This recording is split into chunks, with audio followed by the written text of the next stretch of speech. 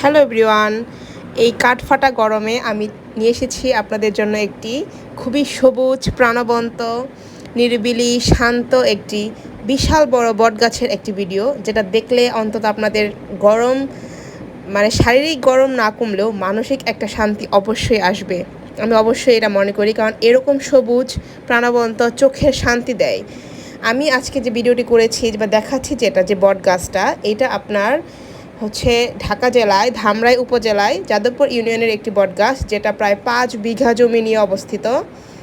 গাছটি প্রায় 5 বিঘা জমিতে রয়েছে। এটি আরও বড় হচ্ছে, কারণ এই গাছের ডাল কাটা হয় না। এটা গ্রামবাসী মনে করে যে ডাল কাটলে আসলে পাপ হয়। গাছটি অনেক সুন্দর, অনেক বড়। এখানে একটি বট গাছ আছে এবং একটি পাকুর গাছ আছে। দুটো গাছ মিলে অস্বাভাবিক সৌন্দর্য। আসলে অনেক মানুষ আসে ঘুরতে।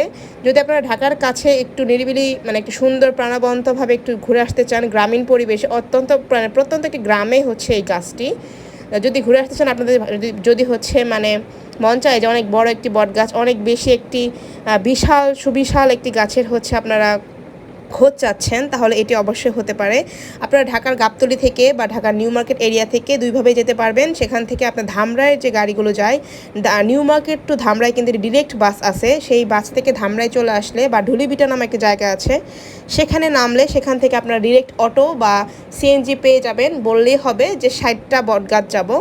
জায়গার নামটা হচ্ছে, গ্রামের নামটা 60টা। আর বটগাছ বললে এক নামেই সবাই চেনে।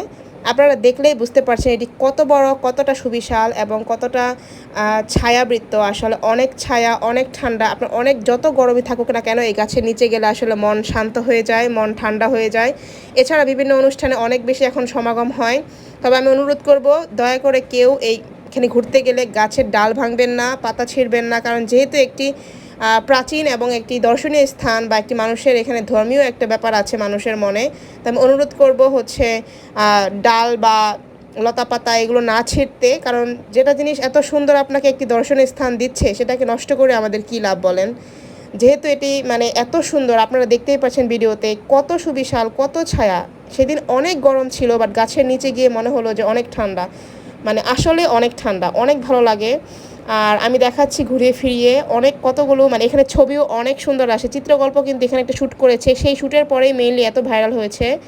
তো আপনাদের ভিডিওটি কেমন লাগলো জানাবেন। বাই।